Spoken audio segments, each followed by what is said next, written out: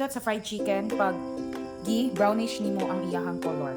So, mga una ta, okay na to. And then naapod mi watermelon for tonight's dinner and then rice. So, simple lang ang atuang pagkaon karon, guys. Mga una ta. Atong lutuon karon kay maghimo ta og homemade fried chicken or crispy fried chicken. So, magluto na ta and then i-marinate na nato ni guys.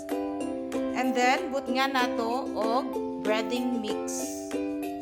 Ato na ning i-marinate ning ato ang manok og salt.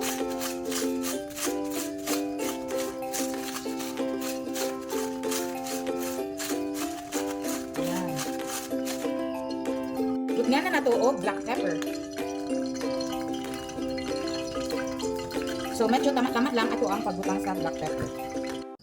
And of course, calamansi.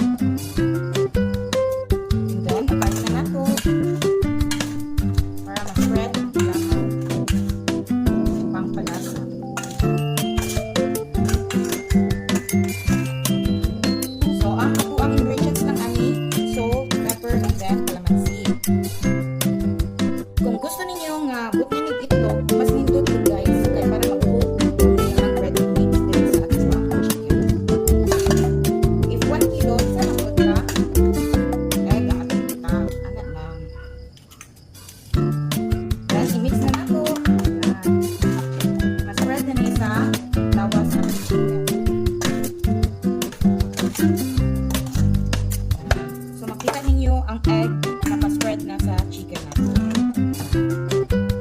So, ang ato ang breading mix, pwede na po nato mabutang diri sa ato ang chicken.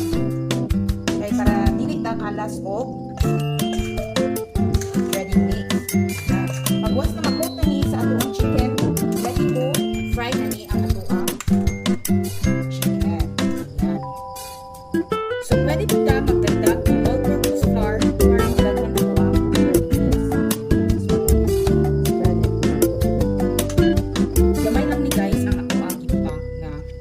all-purpose flour. So, mix na nato. Okay, kaya po magkinamot ani guys sa ato ang chicken. Okay, para mag-mix, kaayo siya, ma-coat kaayo siya ang ato ang chicken sa all-purpose cream. Ay, all-purpose flour. Sorry. So, ito na. Na-coat na siya. So, pwede na tayo magutang o crispy fry na to. Para makatipid ka sa ato ang breading mix. Isa gamay ang atong breading mix. Naaman tayo all-purpose flour. Morning sa kagana o gold sa ato ang fried chicken. So, homemade rin ato ang fried chicken. Guys, ha? So, dagko kaya itong hiwa guys sa ato ang fried chicken. Ulit ang naglakaw o restaurant. So, ayan na guys. Pwede na to. Tutuin. So, nagpaano na tadaan o mantika. Ayan. Mainit na tadaan o mantika guys para ready to butang na ang ato ang fried chicken. Ayan. So, init na siya. Pwede na nato mabutang ato ang chicken. Ayan. Tama lang din ang ato ang karay guys. Ayan. Dagko kaya to ang fried chicken. No? Ayan.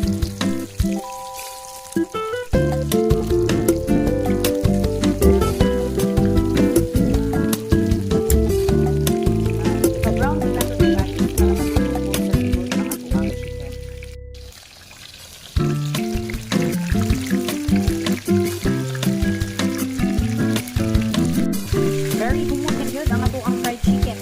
Habang naga ilang na siya.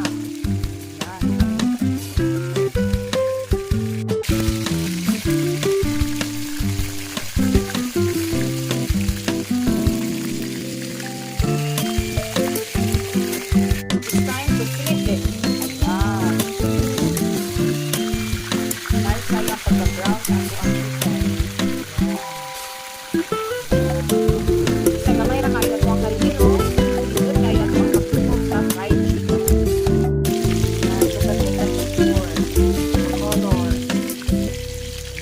atong fried chicken.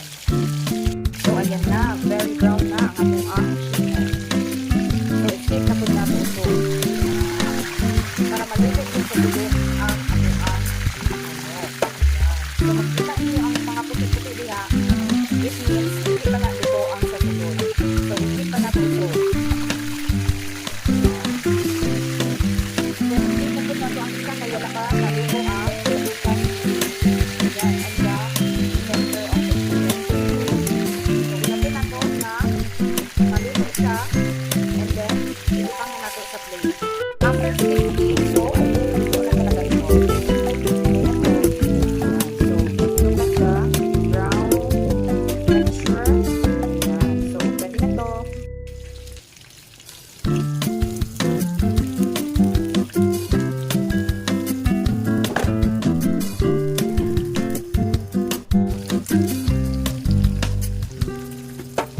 So, ready na ta? Magkaon na ta?